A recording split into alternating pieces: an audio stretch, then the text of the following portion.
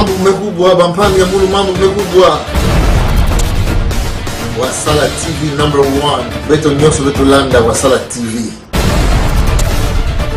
TV mosi ya bien bansangu ya bien mambo nyonso ya bien Wasala TV #1 c'est de la part de Chimita El Diego Enrico Salvatore. Voilà, bana ya Matadi, bana ya Congo Central, bana ya Poto, nous y voilà encore devant la maison funéraire autrement encore appelée Sale ya Chona et Sikawapi. Bana ya nyonso ya Matadi, population nyonso environnante ya Matadi bayaka ko célébrer kilti ya Mawasadi bakabola kamawana libota o ese éprouvé. Alors la famille Mvudi est éprouvée, c'est-à-dire que biso ba sapé tozo fils mingi fils Mvudi pas puisque fils Azamesen soki maman kufaki maman kufi plutôt c'est parce que abota pe mwana ya solo mwana wana lelo tout le monde court derrière lui, tout le monde le soutient. Oya sa présent ya Tunganzola ande la diaspora beaucoup feli awa na Matadi na kati ya ville portière tozo représenter bino na awa metoyebi ke fiche Mvudifa c'est lui qui vous représente. Voilà, les sapeurs seront là d'ici demain. Boromona bango lelo pe basakuna na yebi ke papi kimbuta so sala musala kapo blancha na bamiki li président dominali li tobosani binote ambassi luzombe donc changer beta ba on a miyake yonde makambo en tout cas célébration et ça awa donc lobi tokosana morgue toyebi ke population tout le monde pleure vraiment maman Azaki maman Boro Boboto qui répondait au nom de Joséphine Lao Vango. Maman Joséphine Lao Vango est née en 1935 donc à sa maman Moko Koli elle a une certaine expérience à la vie donc c'est une fête lobi fête Yegozala Kobanda awa na Chona ti kikanda tomemani jusqu'à sa dernière demain. Depuis Wasala TV na ebi que la régie nous assuré papi Kimbuta Jani Simba Misapi bien président de Milalile Tobo Salibinote Benolanda Betombote. Il y a des programmes. Alors, le traitement continuel. Il y a une réalisation, il y a certains autrement dit, lors des conventions, Kana, Mbala, et Gezola, Yuvusa, na inametadila Bisadudu, il y a Baba, sans besoin, na petit besoin. Et il y a beaucoup il y a du Baba, Tsuka, Bisadudu, il y avait tout bateau qui fout le quel il y a ça grand besoin, il y a pas de petit besoin. Avec personne à battre à papier avec. Samgekuiza lekasikana na kitwaji na kilunga bubu sambetubiza kabula kiadi to kikenda na dikanda itanga kubuza tanga awa et sambetu kuma déjà na vendredi etukela ndakala kupesa même juste sortie de la dépouillement mortel et départ au cimetière de Boko.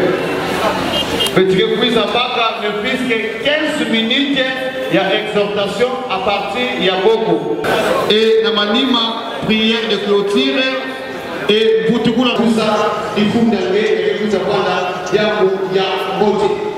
Merci je te saba malgré je te saba uyukana na belo titu ya ngere makolo mingi papa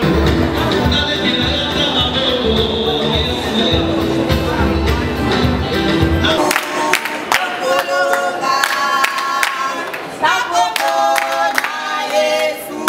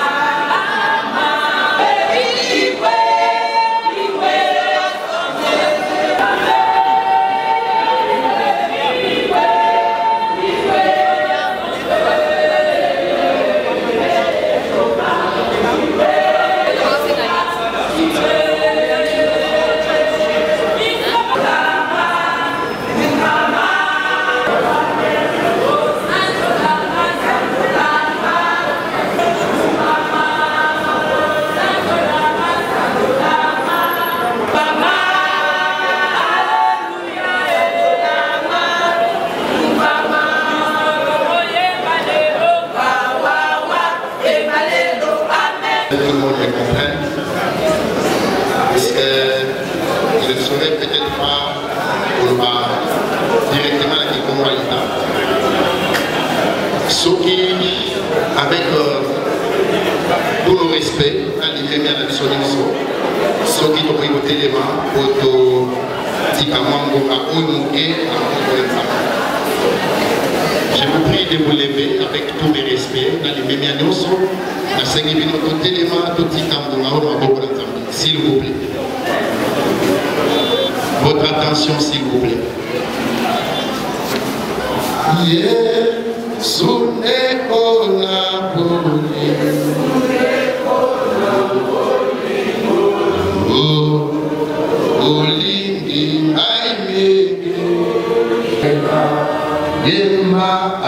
Alléluia.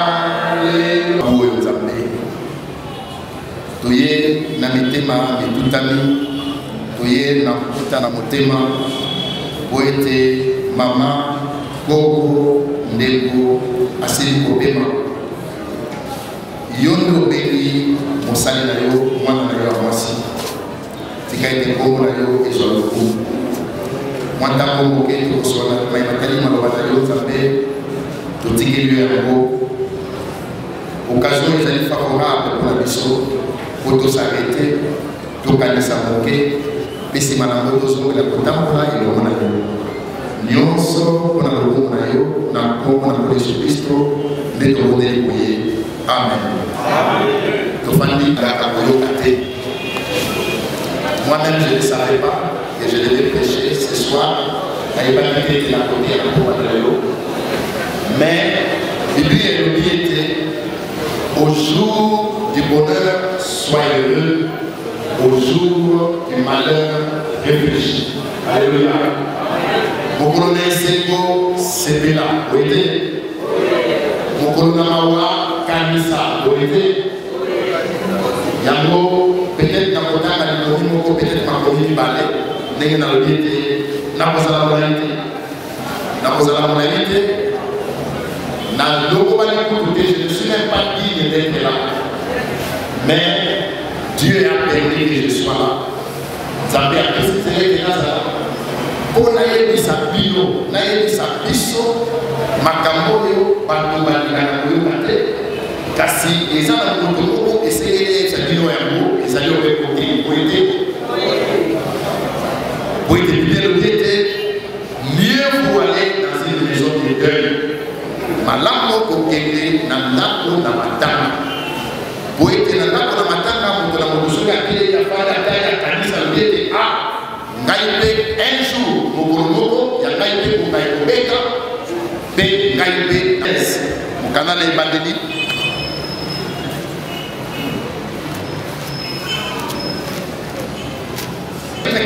chapitre 50 verset 24-25. Joseph dit à ses frères, je vais mourir. Mais Dieu vous visitera et vous fera remonter de ce pays-ci dans le pays qu'il a juré de donner à Abraham, à Isaac et à Jacob. Joseph fit jurer les fils d'Israël en disant, Dieu vous visitera et vous ferez remonter des eaux loin d'ici. Joseph mourut. Âgé de 110 ans, on l'aboma et on l'a mis dans un cercueil en Égypte. Que le Seigneur bénisse Sarah. Oh Salela, yo mobikisi,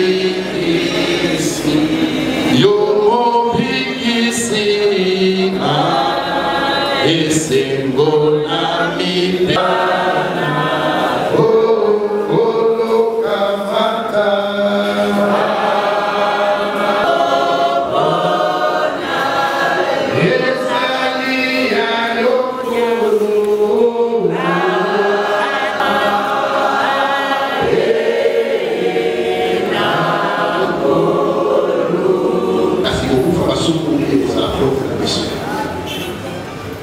nzambe biso wana biso basomeso ezali ya kokangama biso basomi tozali ya kobuma soki omoni ete oza na liboso ya bato kasi na motema loba ete seigneur aide kasi eza na moko tokoki kokosa te biso baso ezali nzambe oyo ayebi biso na makoki na biso bubuyelekele awa itwale likanda mbazi utukakulakutotukunatanisia mikati alikusaka kwanda nani na eti ya ntango aliponaka lauvaku Josephine alimutukaka na likwala ya Nibanyanga na bilumbu 50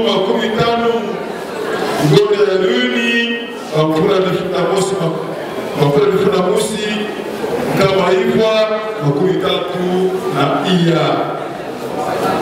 Là où Joséphine était née en Nibanyanga village le 15 juin 1934. Bakute Mayandi, Itoy na tata, Penama Monayandi. Vous connaissez le Fambu, là où il est, Fambu là où il est. Adibwa, il a le Boutoukile à Nibanyanga. C'était un soumis, territoire, il y a Tseke Ambanza, Kouyali, Tseke Banza. Ali Pondaka, mwana ya nana, tukumana zole, na dibute ya bana zole ya bakento, petatu ya babakala. Almekuza tanga, abatangu ya beto na école moyenne. Et na manima na yao, almebaka makwela, Nicole Kabaka, ya kureka na mkulu, Mpudi Mpunga na longo ina itona mkulu Mpudi Mpunga bana iya ya bakendo petanu ya babakala na longo ya babaka ina bantekolo kubarabara na katanga pau ti uyai utukuza baka tete na iya tutukano bakele mingi betusuka bana banzafunila baikele kati ya nsuka anikele kaka ya ndimosi zafunila ya nsuka anikele aikela kunila kento na yadi kwafe betu banzafunila bakukulolo babu kumaka akento ya bitu Usabila na yaki alikusaka kwanda mkukizi ya kikuku ya Sante Katolika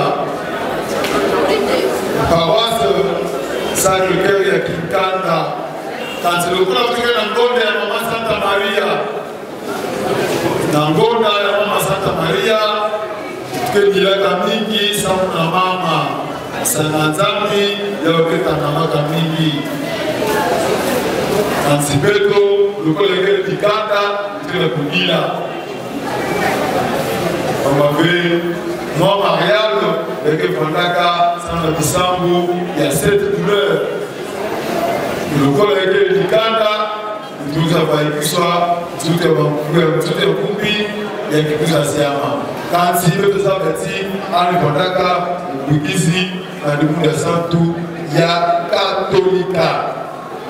Mama kuzeka zingana bete kitwani alimesala nyonso betu sala alimelukula alimetanga kasi lokola ke nzolo ya tata nzambi ya nzambi ti ya bimezaba kilumbu betu kutaka ya bimezaba kilumbu betu kitaka toto ya makaka ya beto mama ya beto alikusaka zinga na beto kanti ya biluma 15 ya ngona meka kutakuruta na mfula beto ikele zambi tobaka mama Joséphine ngebaka kubutuka bamesepela bebekwela bebekuta bameyangalala kanti bebekusa kita beto nzambi memanga anikuma na bamvula inakisalanda kumanana mutuka mawesafika beto na bamvula makumi mwana mosi lukola baeke talata mingi 91 année na babelge na bafrançais na babelge 91 ans nous 91 ans neti ya ntango almeluta naye biblia tubaka ou encore 70 divisions almeluta naye na biblia tubaka akutindu kiyeseke kwanaka na bayari nizo kukwaka kati na Kristo kama vile sasa nakuta wezi yani ote neti ya ntango kanti yekele kamvula ya ipapipe yebe kutuka kuku 91 ans Munu nange na lusiku tumopona ya beto mama alisika 91 ans iti ya tabu Munu nange na 40 ans na 50 ans kala mutulu tumekuma ulendo mwafanga kanti mama alisabaka kutambula na njia ya Yesu Kristo mtuanzeti unalimekwenda mawanzio Yesu sabuti anikipela ufurumosi na mawanzio nini ya kutuba yaka na Zulu Bonsoir à tous. Le média devant nous pour lire ces discours que les petits-fils de la défaite ont rédigés. L'an 2025, le 25e jour du mois d'avril, à 9h10, tirer sa révérence, celle que nous appelions affectueusement Gogolaou, celle que son mari d'heureuse mémoire appelait toujours Ramazan,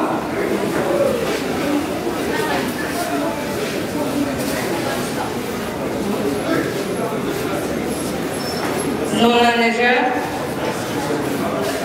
elle quitte cette terre des hommes à l'âge de 91 ans.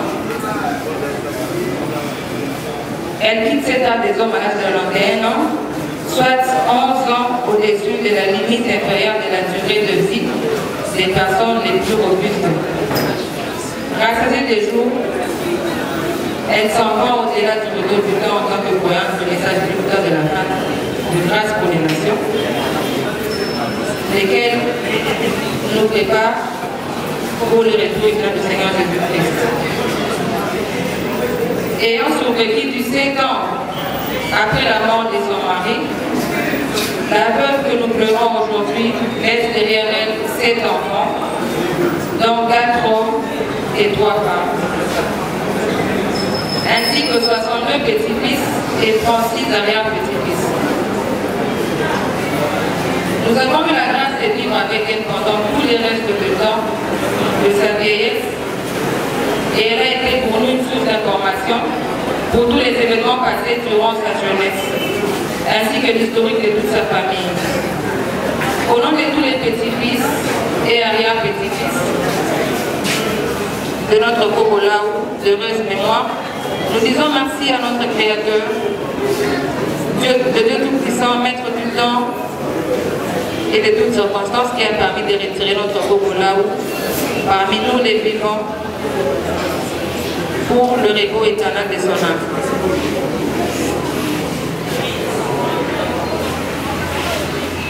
Nous ne l'oublierons jamais, car nous nous souviendrons toujours de toutes les paroles de bénédiction qu'elle nous souhaitait toujours. Elle disait souvent, Beno Bigana Nanzola. Zola Muke Bigana, Beno.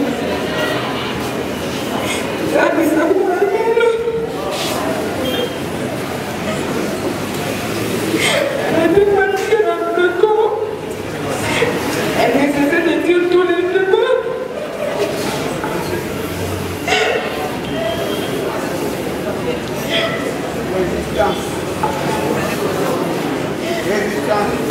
Papa, tu me loues à trop. Moi, je m'en résistance. On dit que le Seigneur a exaucé sa prière.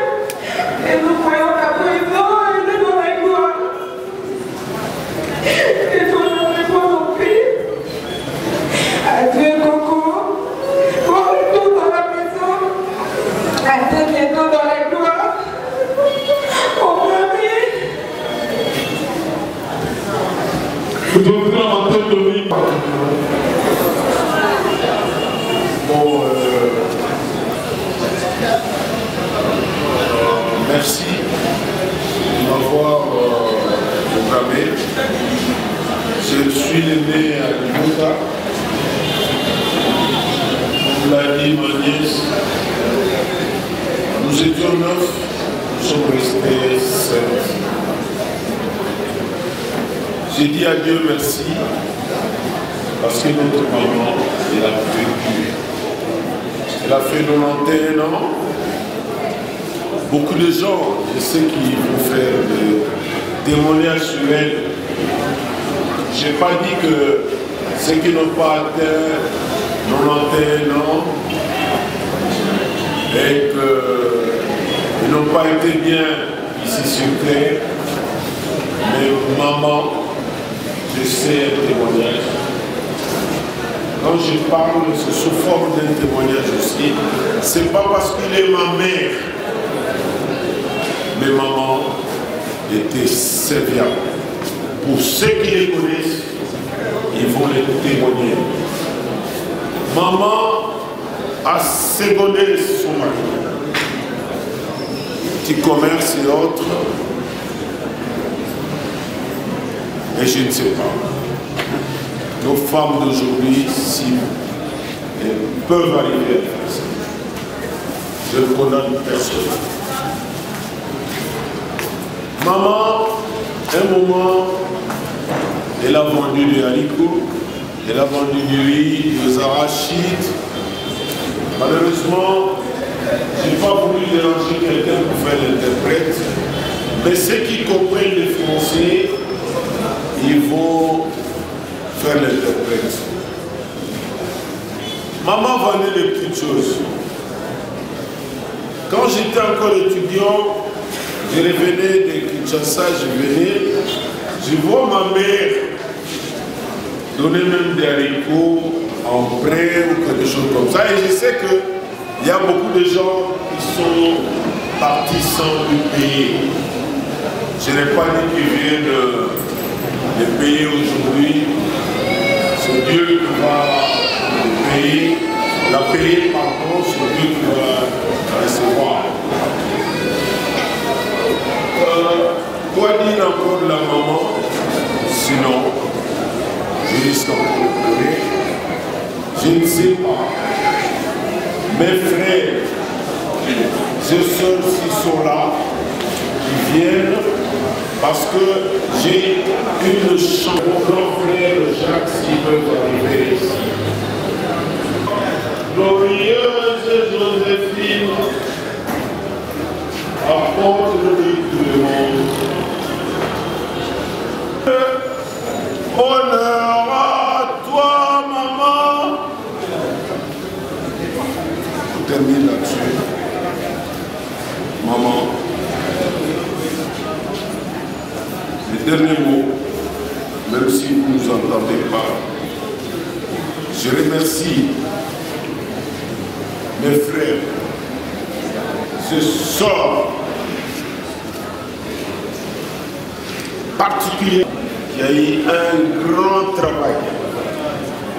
Sauf que tout le monde m'a monté. Chacun de nous a un témoignage.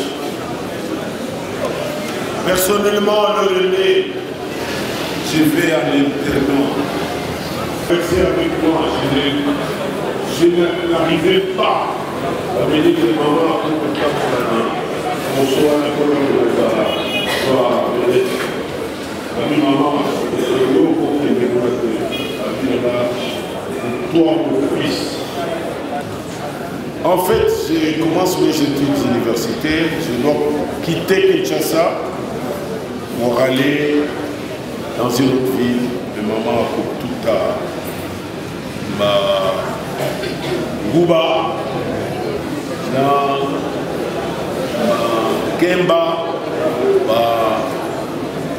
Pongao.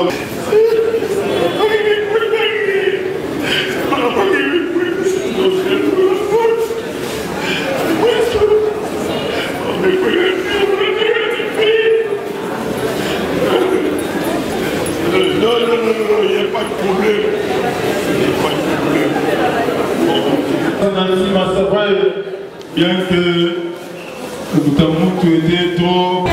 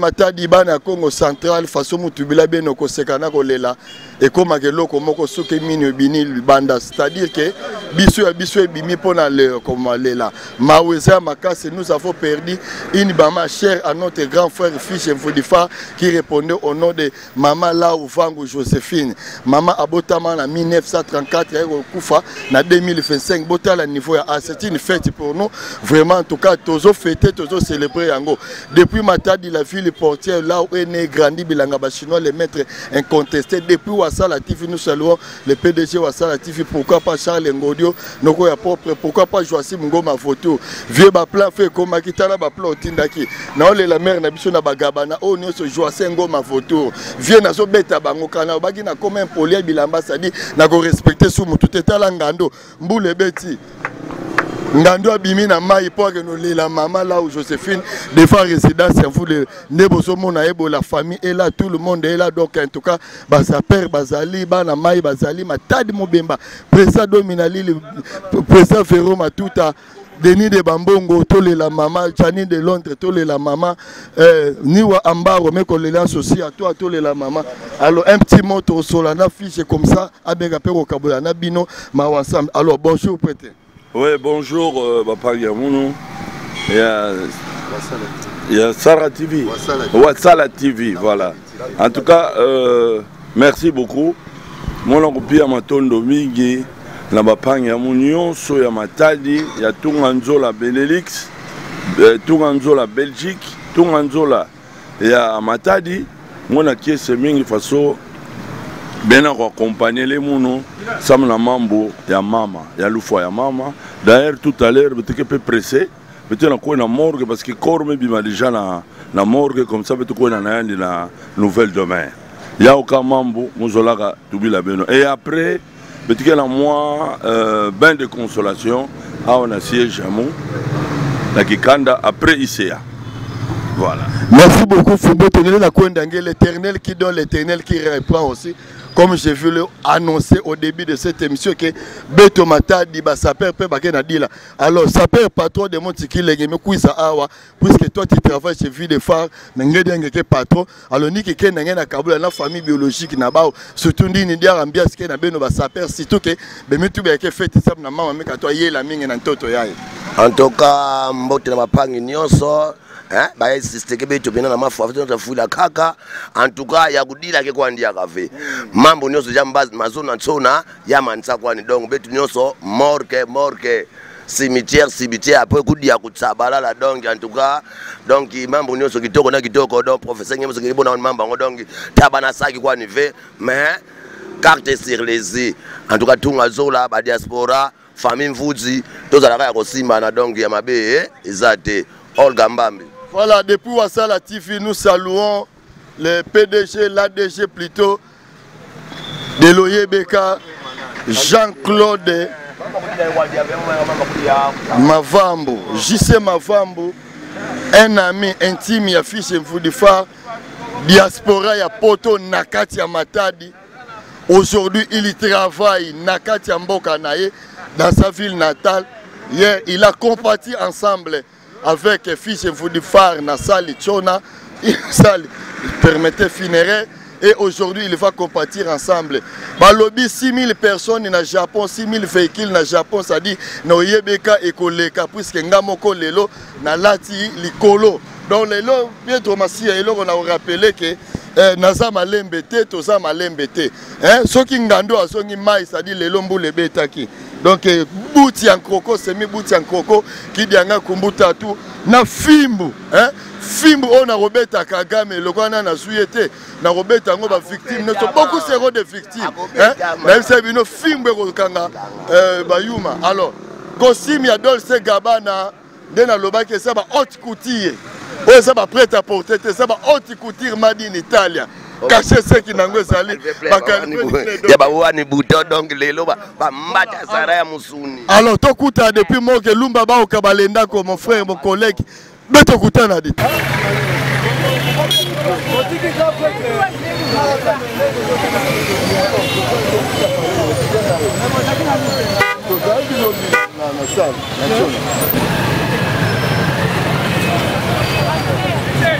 Vous l'avez annoncé que tu as une résidence et affiché moi na oyo défunte maman là au Vango Joséphine Aouti Kotika nous y voilà maintenant na kati ya morgue ya hôpital référence ya Kikanda pour la binoba na poto boyebi eloko yo tebe no tala ou bien na ebi ke Charles Ngodo sero kenda poto morgue ezalaka te beno morgue beno ya tama kuna ya Rwanda Petro Masia kutu 40 na mikili de photos Joasengo ma photo 40 na mikili morgue oyo botika yango te. Voilà la morgue où est logée notre chère maman. Kalamingite ba saper bazoya kalamingite la famille sera là kalamingite tout ce que notika maman jusqu'à sa dernière des mères papi kimbuta mwana kutu ba tekela bakulu depuis Wassala TV donc tout ce c'est bino tout ça ce qu'on a kati ya Matadi awa des hommes fito fait 5 fois la forme azawana donc yepe ekole la maman gouvernement est représenté voilà. Alors des hommes yo bilamba na bilamba kufuata na kufuata kufula kukatula kufuata diaka. Alors mawani no so kabola surtout na famille biologique ya oya biso ndeko fiche nenga uti ko petre ya maman Joséphine. Donc tozala mawatropo on a déjà sa famille, Libota, Nengozomona Boye, et sa famille, Baebi déjà Bangomoko. Après, grand prêtre, Atika Bissoté, Nadeya Zobena, Atika Bissoté, Nadeya Zobena. Donc, à ça, prêtre, il y a prêtre, Bana mère déjà, femme, Nae déjà ébiqué, Befouji, on a prêtre, Pena Masola forme. Bana Bissoto, Bana forme, do Batika Bissoté, Bangotou, do Batika Bissoté, et ça, Jacques Mapambo, Batuna Bissotou, Batika Bissoté. Nani tout Eric Kenzo ata d'ailleurs déjà mais on a événement et salama J7 toujours les enfants to comme mère poto landa prêtre Fuji akufeli mère donc mère akufaki to zaina tsona likolo bana mai basaki ba présence alors on a vandaka bana 18h comme ba benga nga rapide on a zonga qui pour préparer ba valise à forme donc prêtre tozana engonga tout ndengozoka. Événement à Makassi jeté. Donc comme vous le voyez, l'entrée maintenant à ambulance devant la morgue. Donc archicombe ça tellement Makassi. Donc sa père, ma famille, les bota, les familles, les amis et connaissances, bangonio sobaye ko accompagner pe kolela. Ça c'est le plus indé pour nous, c'est une fête, une ambiance totale qui règne au sein de la ville de Matadi puisque maman est attachée. Elle a enfanté, elle a engendré Atiki Bana, Atiki Bakoko, Bakoko Lolo Naba Tchafoudila. Voilà, depuis la ville portière ya Congo Central, place Diego Kawa Banda Masolo, ça dit Bisonde Bataliboso, Toyambaka, et voita, Kufula, Kukatula, Kuvoita Diaka. Bapio Somonezo, la maman, donc, Libaye Baniko, la Menizia Bandi Moussala, Azami Salami Balea, Kosala, Moko, Serke, Mowa, Ola Tsabiso. Donc, depuis la ville portière à Matadi, voilà l'ambiance qui mouta Salam Sala Nayo, Nabi que Capo Blanchard, depuis Bami qui li qui déjà ces soirs maki ba boulot kutu ba kayo zali ambassade nous sommes ba témoin ba salanga ba aimer dollar ba zala mi qui ba zolanda Denis de Bambongo, voilà l'ambiance la Katia morgue oyo. Voilà le vieux fils, il est frappé par les malins. Maman n'a pas eu Kabiso, donc vraiment depuis Congo Central, maman n'est pas Zawana, chauffeur de direction, il y a tout. Azo que nous soyons Corée maman, azo que Kabiso jusqu'à sa dernière demain. Voilà donc poto na poto maman Eve Transazana, maman depuis l'auberge. Alors maman un petit mot par rapport à la présence à l'élo, les Ozagi na biso lobby, l'élo surtout en Zola Tiki Bisoté. Bon, merci beaucoup. Biso tozali bana Belgique à Tunganzola. Biso tozali bana Belgique à Tunganzola. Nga nazali maman sociale ya Tunganzola Belgique. Voilà. Naye ko présenter président fils je poza président na biso na kati ya Belgique. Donc na uti pena musika. Naza la terrain naye ko accompagner na ndenge makambu o ekweli appel de maman na biso, koko na biso. Donc voilà, c'est ça. Donc, alors selon les programmes jusqu'à sa dernière de mer, tout ce que kuna maman wat. Balobi ezali na terre de mer. Kuna ndeto kende fo katsapo. Voilà, eza ya Gimaya là je crois. Donc voilà, c'est ça. Mais mère songi muke lobi la mola go betaki babuti ba Christian Dior. Le lepe malembete toujours soit félicitations, joyeux madame donc oh madame ya poto et fait trans une femme battante donc mère abundi à sala. Donc il peut ba poto ba François Mitterrand yebiango. Donc voilà, des hommes fit on to lobaki to za na kati ya morgue awa. Tout le monde ne fait que pleurer maman là au Fango Joséphine. Donc ça c'est le plus indé pour nous, c'est une fête comme jadis puisque maman boti bakoko awoti bana bakoko bachafudila bantekolo na batamba ba déclarer makasi baza wana donc vraiment rien à dire toza wana tozo continuer kolela maman nde bozo mona archikombi oyo donc unique et puis gouverneur merci puisque consigner les corps moko ka ko acte oyo gouverneur awuti ko sala alobi corps moko ka ko bima ya maman là au Vango Joséphine, oh ya fils de Foudifa. Alors des hommes à Tosana yo, hein. Juste un petit mot alors. Nabi que na poto bazolanda yo, Charles Ngodi azolanda yo, président Dominali la zolanda yo, a mon pote moko mi balé. Vraiment merci bana mai toza awa au grand ngolo. Donc au maire na biso maire na kufi, maire ya biso tout. Congo Central baebi. Pour maire ya loni ya trop. Donc maire aloni ba prêtre ya ba prêtre. Bato maele. Donc famille moi ko pas moi maman c'est quitté. Donc tu as mona ke ba prêtre tout, ba ye awa ba ebi. Donc les lozo eza journée moko, eza journée moko neti boulé zaté. Pour moule bandi banda air nini. Donc tout le monde là awa wakati makamba ba zombe nani big boss Capo Blanchard wasala pesa mukanda na we mindele ba pesa ki mbote ebisa bango mikili ba confirmer bilanga ba chinois a confirmer. Voilà papi Kimbuta toyebi que ce yango na wuti ko bimazo ambulance soit sirène ndenge bandi kolela donc kwenda Kambote wenda Kambote maman là où fait dernier demain de bomoni ambiance qui règne de partout de gauche à droite par-ci par-là bozomona donc ndenge Matadi Mobimba eye kolela eye kosi de bisika oyo nzamba bongisi lié pour nous autres tout le monde en a plus que l'Éternel qui donne, l'Éternel qui reprend aussi. Voilà, c'est aussi le temps pour nous de saluer mon vieux Niwa, mais condoléances à toi parce que tu as eu pour la maman. Nous saluons aussi donc Mikili Sagouye là donc ma pièce donc Poupa aussi à son terrain. Tous en a Poupa Madonna carte terrain aussi. Tous saluer Mado Poupa, pas saluer King Cartouche Maboudou Diop Yabino Yangwana donc mutualité tout nganzo la Belgique nyonso Kabalenda Kolumba Baou Yabeno Yawi na mbote.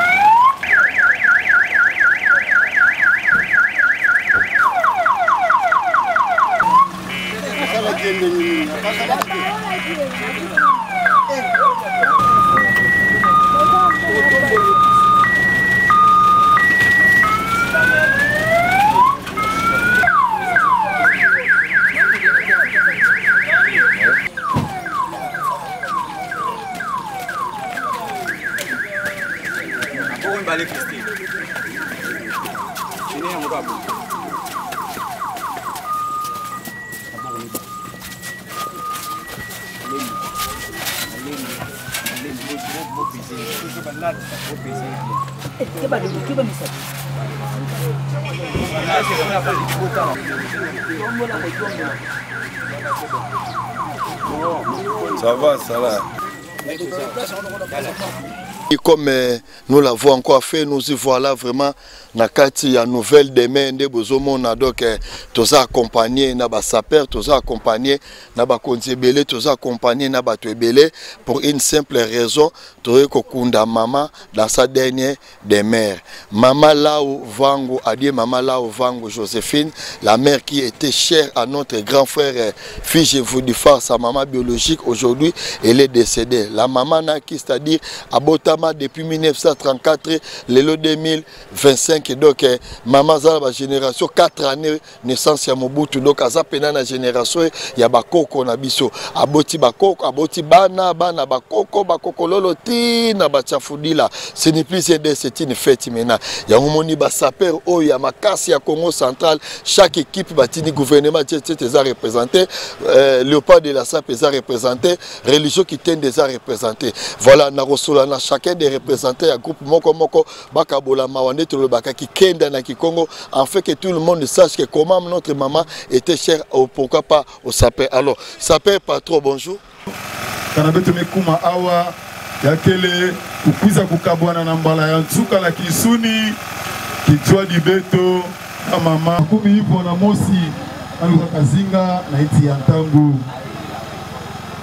Bubu yai, kanabeto mekuiza, yazona tubeti yani pepe meluta beto na mbote kanti luzolo ya nzambi mesaleti andi bika beto elempo yango ya nzambi yakena kuna mingi ve abeto telefone mandanda telefone na inda tina matali betuke futuka itubanza kubanda mazono tutokudiaka moyo ebeto bapasalaka moyo mazono awa kaka kisala ya nzambi kekuza Rwanda kaka samu na kuvutila nzambi matondo na kisambo ya kufi na manima na yau kekuza landa kutadisa beto pèlerinage maman Joséphine Inti Yantang sama Esther Pouya indinga pe kekuza bakama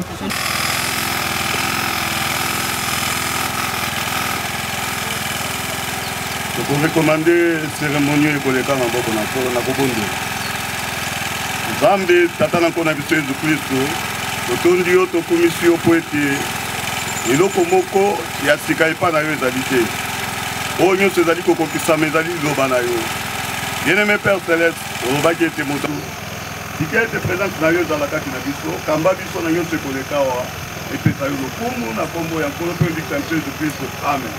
Sefino ani kutukaka na dibwala ya ndimba nyanga na bilumbu 15 mvula ya Yuni ngonda ya Yuni kwa mvula difunda mosi kama hivyo 13 na iya lau vangu Joséphine était en ndimba nyanga village le 15 juin 1934 ani kusaka butu anatata pe mama wamebikaka betu Inti Yantangu papa vangu leo kena kuvunda kintu dina mama na dibwala nusaka butu kile ya ndimba nyanga secteur ya Sumbi territoire ya Sekibanza ani kusaka baka diloka kumonana ya zole na dibuta ya bana zole ya bakento petatu ya babakala ani kusaka baka dikwela nkulu mvudi bunga ina longo ya bau bamekuza bikila beto bana iya tekolo pe sapudila mosi bakele awa na kudila mama tata pe kokolo ya bau ani kusaka Rwanda tete mufikiza dilunga santé discours au nom de tous les petits-fils et arrière-petits-fils de notre regrettée grand-mère. L'an 2025, le 25e jour du mois d'avril, à 9h, tirait sa révérence celle que nous appelions affectueusement Coco Lao. Celle que son mari d'heureuse mémoire appelait toujours Mamazan.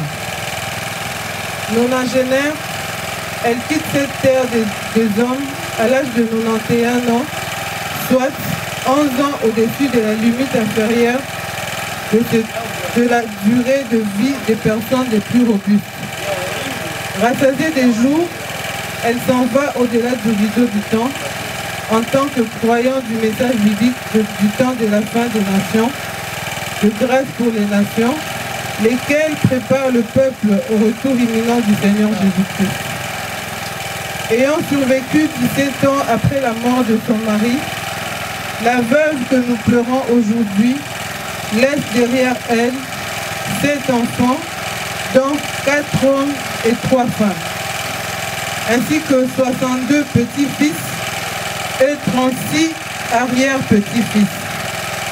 Nous avons eu la grâce de vivre avec elle pendant tout le reste du temps de sa vieillesse, et elle était pour nous une source d'information pour tous les événements passés durant sa jeunesse, ainsi que l'historique de toute la famille. Au nom de tous les petits-fils et arrière-petits-fils de notre Coco Lao, de rêve mémoire, nous disons merci au Créateur, Dieu Tout-Puissant, Maître de temps et des circonstances, qui a permis de nous retirer notre cher Coco Lao parmi les vivants pour le repos éternel de son âme. Nous ne l'oublierons jamais. Nous nous souviendrons toujours de toutes les paroles de bénédiction qu'elle nous souhaitait toujours. Elle disait souvent, Beno bikana na nzola, nzola muke bikila beno, zambisa kumuna beno yonso. Elle était fatiguée dans le corps et ne cessait de dire ces derniers jours de la vie, de sa vie, Nzutuke mbote ve, Bapa sime luta trop, mbote moko fuamuno. Voici que le Seigneur a exaucé sa prière et nous croyons qu'à présent elle est dans la gloire. Que son âme repose en toute quiétude Adieu Kokolaou. Bon retour à la maison du Père. À très bientôt dans la gloire. Maranatha. Mes frères et mes sœurs, au nom de mes frères et mes sœurs, nous tenons d'abord à remercier. Nous tenons d'abord à remercier ceux qui sont venus nous assister.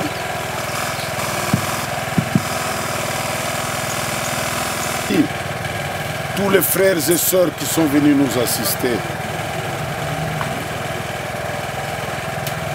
Je n'ai pas beaucoup à dire. Le vrai problème est que c'est un témoignage pour nous. Maman disait, quand nous étudions encore à l'école primaire et secondaire, elle nous disait, quand je vous mettais au monde, je n'avais aucune aide parce que ma grande sœur était morte avant l'âge. Et elle disait toujours, vous serez des grands hommes. Et je l'ai vu, nous le vivons. Je n'ai pas cru une minute que la maman pouvait être enterrée dans les honneurs comme nous les vivons maintenant. En tout cas, c'était sa prière à notre enfance. Elle disait toujours, vous serez des grands hommes. Et sa parole a été exaucée par Dieu, parce que quand je vois la façon dont notre maman est enterrée, je n'en reviens pas. Et en plus, ce n'est pas parce que c'est notre maman. La maman était vraiment serviable. Je crois que ceux qui ont connu notre maman, ils ne peuvent même pas dire le contraire. Dans son petit commerce qu'il faisait, quand vous allez et qu'il vous connaît, vous posez votre problème, il prend un peu de maïs ou un peu de zarachide, il vous donne. Et dans mon exhortation, il faudra que nous fassions toujours le bien. Nous soyons toujours bien avec les gens, parce que, encore une fois, je n'ai pas cru que maman pouvait être enterrée comme ça. J'ai dit à Dieu, au nom de mes frères et sœurs, merci beaucoup. Votre volonté s'est accomplie. Que la terre douce puisse recevoir la maman. Nous disons adieu. Musakumunu mama kuzaka tuba yakana kulanda bana bantekolo yake kwenda tina bansabula. Kuna ikatuka kambote mbote ke kutuka kakuna. Monigisi adi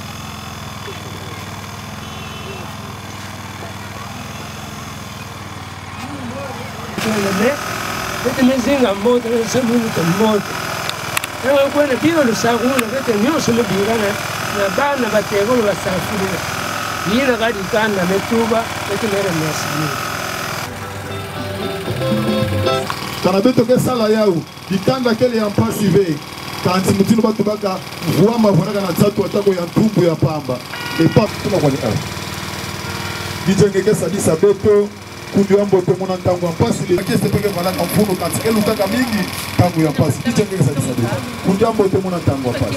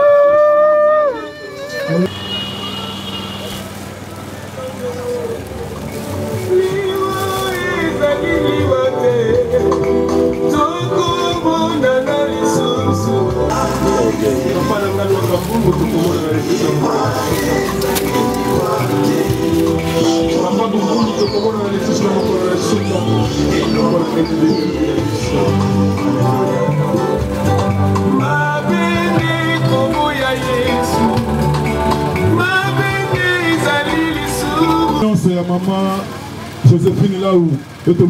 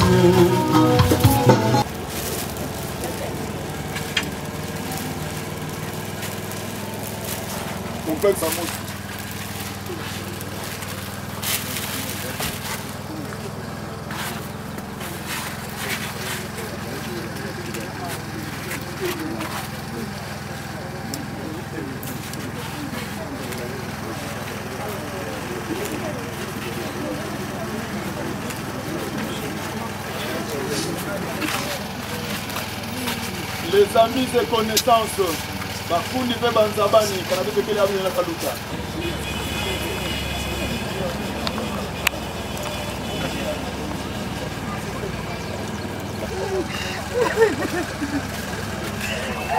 Bantetolo pe Banzabudila, Pekele Kaluta, Bantetolo pe Banzabudila.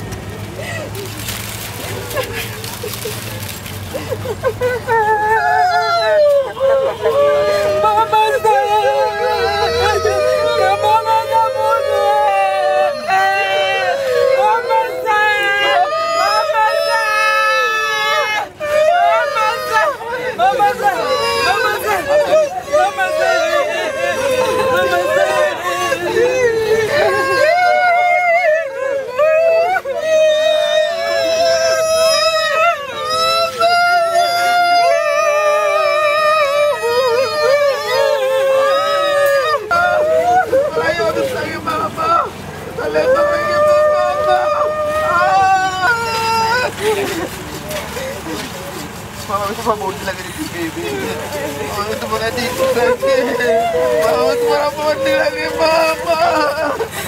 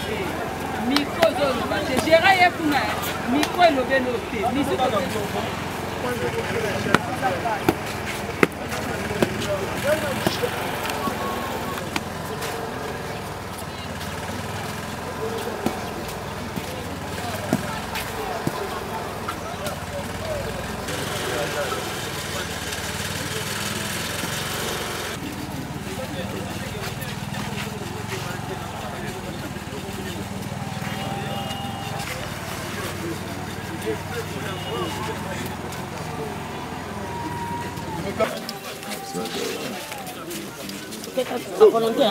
À volonté. À volonté. À volonté.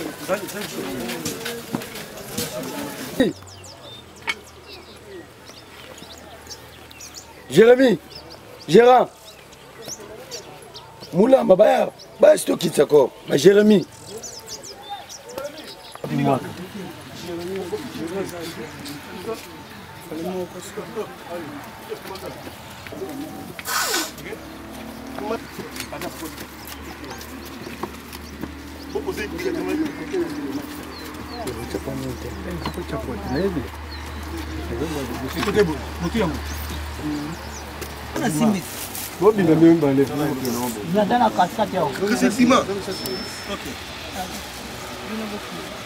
tubaka ya weti etumekuma na mbala ya nsuka samona kokabwana na kisuni ya ivandaka mosi ya ntalu kati na beto na nti ya ntango Yesu Kristo mpasi lutaka mingi limekwenda na monga ngetesemani kuna nungana muna bankaka na yandi ina kutoni zabaka ve tenge kuza zinga na bao kateni monaka bao nangeti yandi pe anike monana atako na bandinga ve anike monana atako na mupepe kama ve ya mbote kebuta kaka ya mbote kelomba na basekuriste na kukitisa aussi ibundu kekuza baka pe ninga Matin vous prenez kilo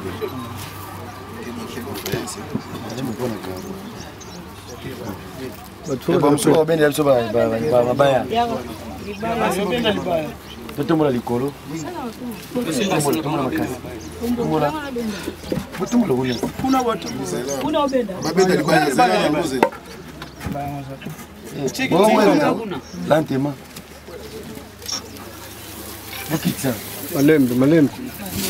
Malembe. Kuna. Ok, sawa. Donc ça, dressé kuna.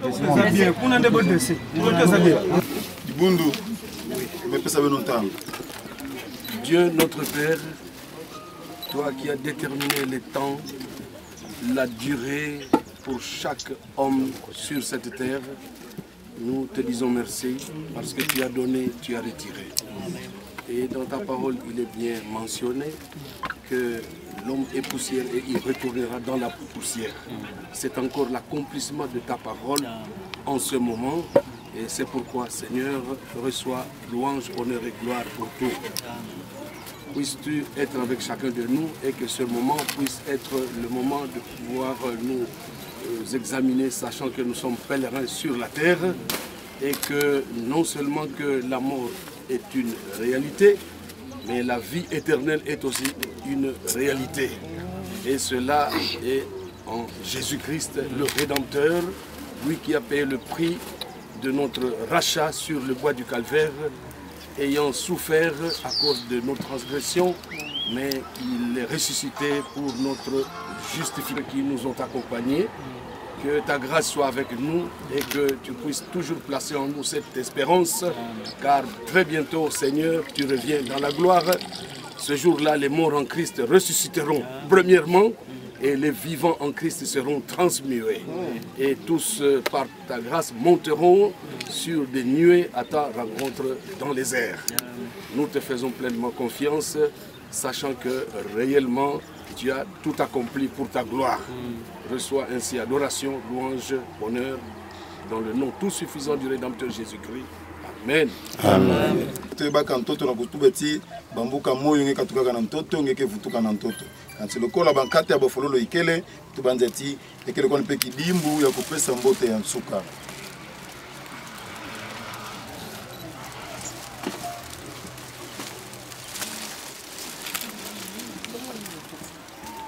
Kana bankata ikele betendaka bimisa bafololo kupesa ka mbote ya nsuka ti bambuka moyo ezinga kana beto betubedikana kanti betubedikana mvimba ve ngevanda kwa lokola beto beto beto kuma lokola ngeke pesa.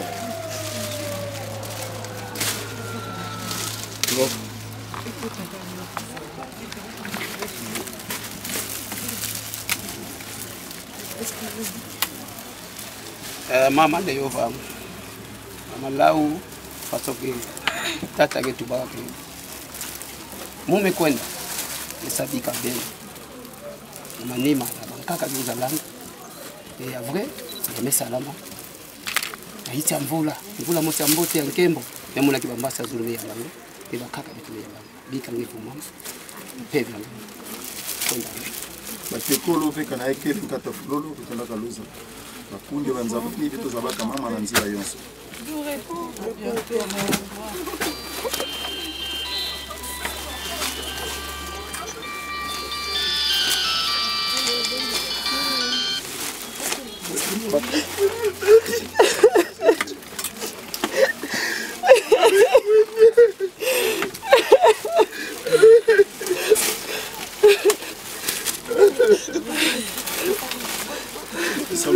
Kana bafoswaye kama tulikanda indaka bika mosi tozole kulangira bisali kuza salama na nsuka na yepa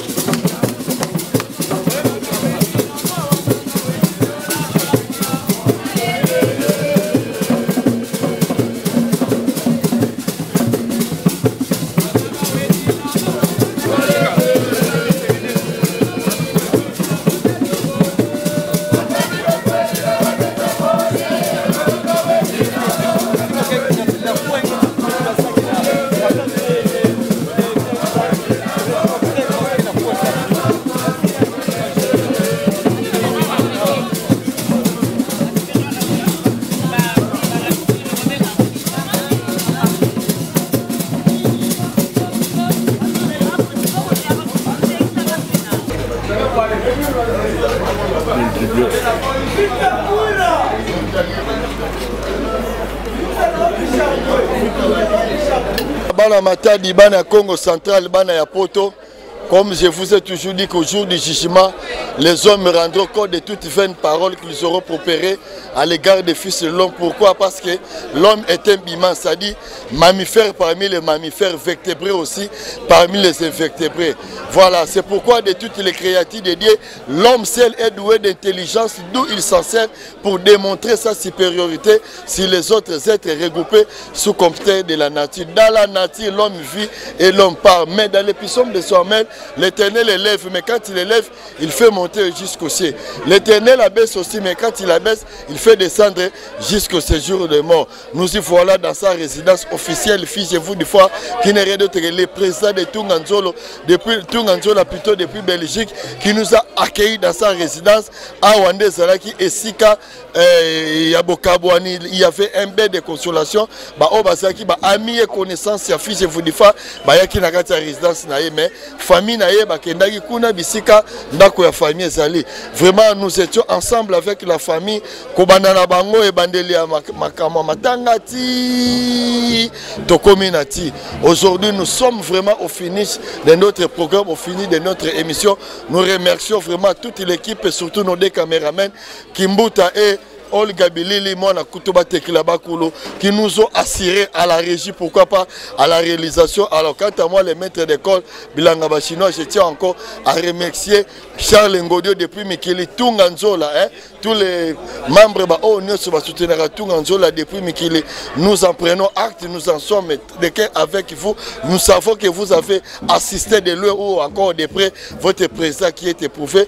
La mutualité Tunganzola, c'est-à-dire créer union Bolingo qui doit encore primer. Bolingo est à la carte, il y a assistant qui fait vous dire quand ta fille dit vous dire il vous remercie. Il remercie encore Oyo Nyonso, assistant qui est moralement, matériellement, financièrement entre eux de Jacques-Claude Mavambo et consort.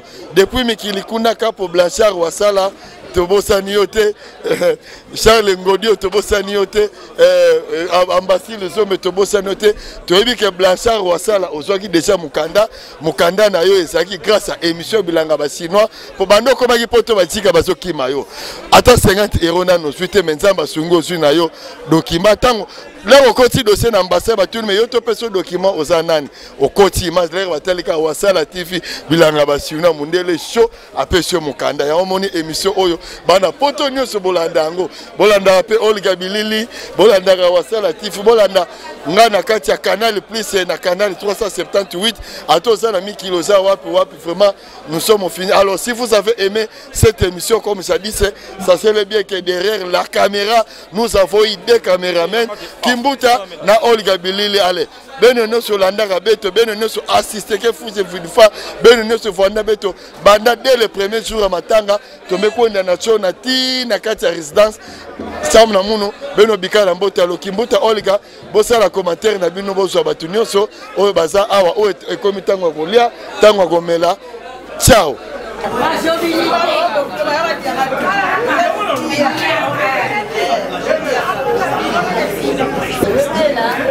Il y a papi, n'aime qu'il a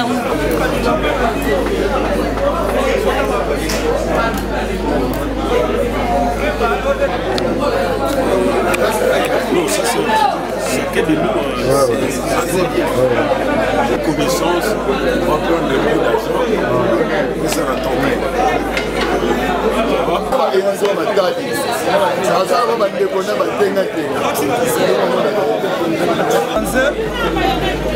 la maman a fiché Ngoudi. Elle avait fiché. À Kabatro, à Pessato. Le secteur,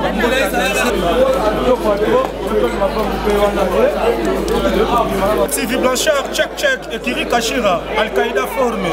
Tola cité pour la Mawa, mais Kashira n'est ma cambo. Et Kiri Kashira, a demandé, a connaît pas demandé. Oh yo Jimé, tu es paraya. Oh Jimé Weston, ma diabète. Vous êtes Kiri Kashira, dans la Belgique. Ekiri Kachira yango oza moke de Rotterdam azawa couvre mambo. Et certes à danser. Voilà. Gauche droite Wasala TV toujours. Voilà. Check. Mambo mekubwa bampani ya mulu mambo mekubwa. Wasala TV number 1. Beto nyonso betolanda Wasala TV. TV mosi ya bien. Bansango ya bien, mambo nyonso ya bien. Wasala TV number 1. C'est de la part de Chimita El Diego Enrico Salvatore.